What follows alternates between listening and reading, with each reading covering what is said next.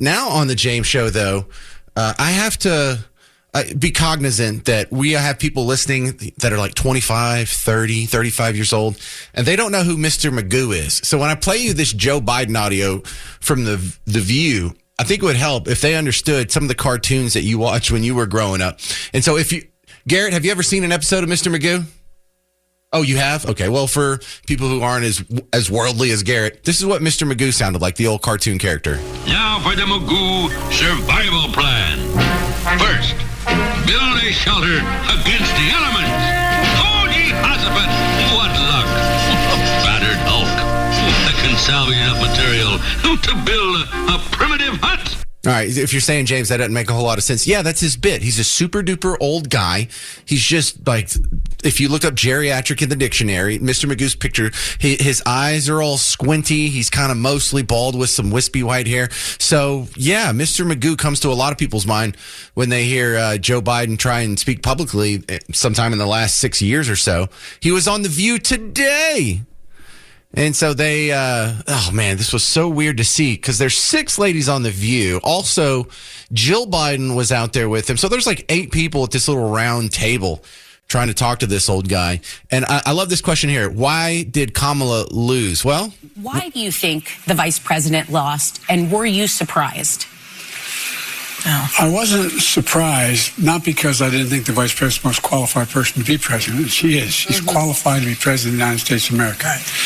But I was surprised. I wasn't surprised because they went the route of the sexist route, the whole route. I mean, this is a woman. She's this, she's that. I mean, it really, I've never seen quite as successful and a consistent campaign undercutting the notion that a woman couldn't lead the country and a woman of mixed race. Oh, racism. There it is. That's why she lost, right? It's not that you could have possibly looked at her policies and said, hey, I prefer the other guy. It's not that you could have possibly listened to the 2 interviews she did and think, oh, there's not enough information there. I liked how the previous guy governed versus how this. No, just racist. You're just a hateful bigot. That's why you voted against her, isn't it? You don't have any principles. You don't have any economic foundation or preference in statecraft. You're just a bigot.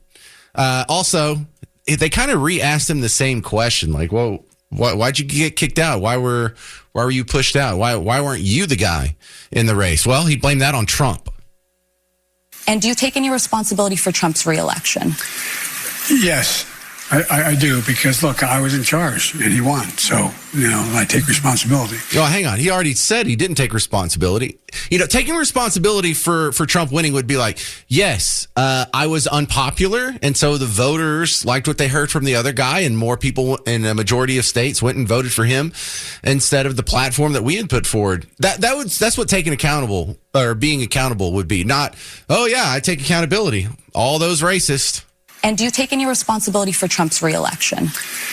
Yes, I do, because look, I was in charge and he won, so I take responsibility. Number one, but number two, hey, he did the number 1, number 2 thing. We put together a commission leading with one of the most conservative members of the United States Senate from Oklahoma running it. We came up with a significant means by which we could deal with the border. What did Trump do? He got on the telephone and he called Republicans, do not support it. It's legal, it'll work, it'll make Biden look good, don't do it. And they backed off. Can't someone be impeached for something like that? So how Fantasyland is this? Oh no, don't pass this bill because it'll shut the border. Meanwhile, the border is shut. Did we pass that bill? Oh, wow. So how did that happen? It sounds like the president, if he would have just exercised the power that he already has, could have shut down the border without this bill, which means the bill is absolutely unnecessary, and you just undercut your own point. Number 3, this is just a gibberish part. And so that was a mistake to not be able to advertise, figuratively speaking, and actually that what we was doing. But we knew, and I knew this, I knew it wasn't going to happen right away. What? The projects, the benefits. How do you lead the world without having the best infrastructure in the world? How do you lead the world without having the best health care in the world? How do you lead the world without having the best education system in the world? How do you lead the world when you don't have that done? All right, I think that was worse than Mr. Magoo. Let's check that out again. Washed overboard on strange shores. What is this? Deserted island. I'm stranded. Yeah, it's pretty close. Here he has a good clap back. And listen to how much the audience just roars at the most base and lame of comebacks here. I promised I would ask you this question because only they want me to ask it. Okay. Not only is he obsessed with you and blaming you for everything, he's also obsessed with the fact that you used an auto pen to sign the pardons you issued right before you left office with members of your immediate family. Now he's calling for investigations and claiming the pardons are void and vacant. Oh, he's vacant. Oh, you got him so good. What a sick burn. All right, now here's the coup de grace. Here is just the dessert at the end of the beautiful steak dinner. The View asked him about his cognitive decline. And about 20 seconds into his answer, his brain just falls off the tracks. And Jill has to step in and finish the answer. And do you not, if you don't believe in God already, there has to be a God. What beautiful irony that is when this guy's asked about his cognitive decline and he can't even finish his own answer. Check this out. This was on The View today. Mr. President, since you left office, there have been a number of books that have come out, deeply sourced from Democratic sources, that claim in your final year there was a dramatic decline in your cognitive abilities. In the final year of your presidency, what is your response to these allegations, or are these sources wrong? They are wrong. There's nothing to sustain that, number one. Number two, think of what we were left with. We were left with a circumstance where we had an insurrection when I started. Not since the Civil War. We had a circumstance where we were in a position that the pandemic, because of the incompetence of the last outfit, end up over 1 million people dying.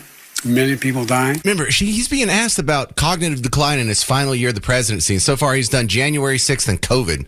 He's not even close to an answer.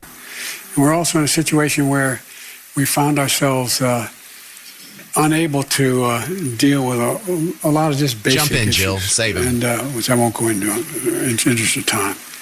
And so we went to work, and we got it done. And, one of the things that Alyssa, one of the things I think is that the people who wrote those books were not in the White House with us, and they didn't see how hard Joe worked every. Oh yeah. It's just, the rest of it doesn't matter.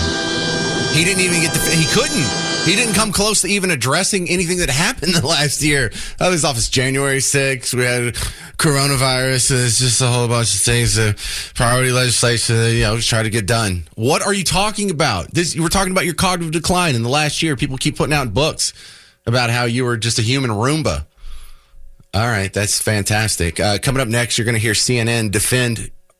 This sounds like I'm making it up. They're defending corporate profits. You've noticed this. I'm not telling you anything new, but for some people, their modus operandi in the media is to take whatever makes Trump look the worst, and that's your top story of the day. Whatever the story is, whether we're talking about the economy. Oh, it's terrible. It's crashing. We're probably in a recession. He's totally tanked the economy. It's a dumpster fire. All right. Well, what about any other issue? Doesn't matter. It's going to be the same answer. Foreign policy, foreign affairs, terrible, is the worst ever. Everyone overseas hates us. When it comes to, religion, like all Christians should hate this guy. Everything's just the worst, right? Well, now you have this interesting situation where we have memories and we have devices to record these things you're saying. And we will be playing some of this back at a later date. Because the context, this doesn't happen in a vacuum. I'm about to play you CNN making the case that hurting corporate profits is bad. Now, you remember your entire life. They've always wanted to, what? Raise taxes on corporations, evil corporations, raking in record profits, not sharing it, just hoarding all the wealth. Millionaires and billionaires get richer while the poor get poorer. We need to raise taxes. They can afford it. We need a 6 months maternity leave. Look, they have these giant profits. And everywhere you turn, whether it's a new regulation or a new tax or some new gift to someone else, there's never been any concern for corporate profits. In fact, corporate profits are something that's associated with greed. Corporate profits are seen as something that's bad. And it's been I don't know. They've acted like the purpose of businesses is to wake up every day and go break even. Now, that's not your worldview, but when it comes to tariffs, we have opposing ideologies happening here. Trump put these tariffs on, so I have to say the tariffs are bad.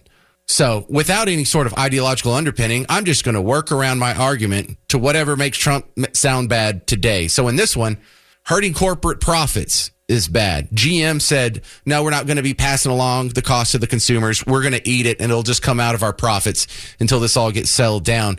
And that was not acceptable to CNN. Listen to them defend corporate profits. It's delicious. S&P 500, the Dow Jones, all up today. They've recovered everything that they lost since Liberation Day.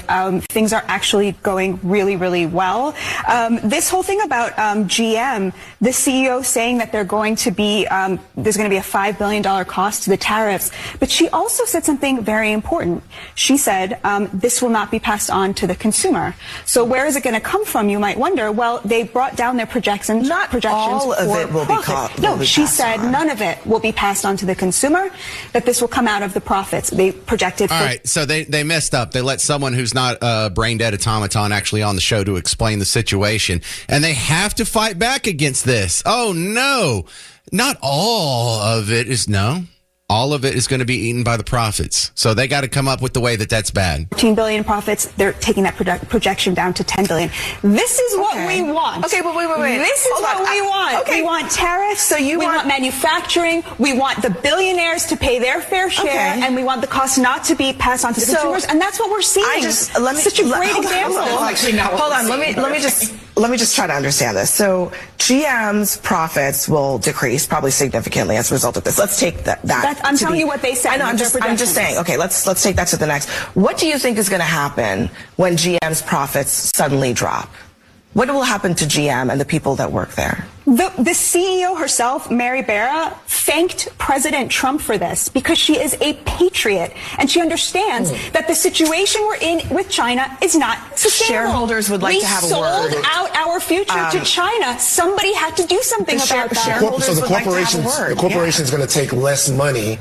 They're going to eat the profits out of the sense of patriotism. It's so great to hear Democrats suddenly being so, pro-corporation and pro-corporate. No. Actually, to be honest with you, I'm not being pro-corporation. I'm actually being pro-people, because what's bad for the corporation is going to be bad for the worker. Now, look, I couldn't care less about like Mitt Romney. Listen. I'll be honest with you. I couldn't care less about any of the corporations. Corporations are people, my friend. They're not. Just listen to what I'm saying. It's like upside down world. It is. But look, I couldn't care about any of the corporations. I just love that so much. Yeah, when you heard of corporations' profits, they could have cutbacks, they could close plants, they could not expand, they could have layoffs. This could hurt the shareholders. Think of the poor shareholders. Think of the poor millionaires and billionaires. It's going to eat into their profits. Oh, my goodness. Isn't that delicious? All you got to do is wait on a long enough time scale. And these people constantly contradict themselves because they don't really have a philosophical base. They don't really have like an economic base. What economic theory did those hosts on CNN support? Could they even name it? Like, for example, I'm an Austrian economist. I know what I am. What are they? Do they even know? At least Bernie Sanders and AOC admit they're socialists and have some sort of clue. If I watched award shows, I might watch the American Country Music Awards tonight, but it's my birthday, so I'll be out and about. And then I just had this weird internal dialogue with myself where I saw, Post Malone's going to be there. Maybe he's in town. And then I slapped myself in the forehead like, isn't he from here? Isn't he always in town? Isn't this his town? And then he's playing in Fort Worth on Friday. So just confusing myself on the break there. My next guest coming back on the James Show, Kate Lincoln Goldfinch. She's an immigration attorney. And Kate, I thought about you when I saw about the program, about the $1,000 stipend to try and entice illegal immigrants to self-deport. While I think his intent's well, and this may work in some limited cases, I'm not sure how effective this will be. Your thoughts, Kate? Well, first of all, happy birthday. Thank you very much. Appreciate it. I'm 29 years old. Ha, ha, ha.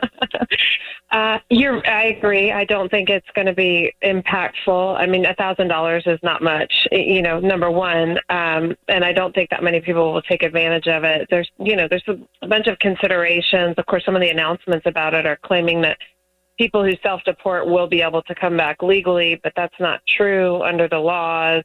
I also think that, when you talk about people who might be willing to do this, let's say someone who's undocumented, who's willing to register and receive a travel stipend and leave the country, that's someone who follows rules and follows process, and it's sort of a double whammy against us to pay that person to leave when that's someone who, is of working age, could be here supporting our economy. So not only are we losing a good worker, we're also paying them money to leave. It just doesn't make sense. Well, and it doesn't. Yeah. I find the logical fallacy here in the fact that, well, you're going to give them $1,000. Yes, but they're going to have to move to a third world country where that $1,000 isn't going to last forever. They're giving up many, many, many thousands of dollars by leaving America. And then you run into the other problem. Well, then what do? Do you make the incentive bigger? What if you gave them $10,000 to self-deport?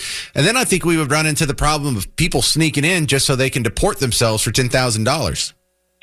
I mean, yeah, although presumably there's going to be some deadline, or entry deadline. But I think the bigger question is, what are we trying to achieve here? Because we do know that we have aging baby boomers. We have a need for workers in agriculture and construction and home care and all of that. So why would we pay people to leave instead of saying, what if we flip this on its head? What if we said, instead of that, we're actually going to charge people $5,000 to register and to get a work permit and not have to leave? Then we get to keep the workers.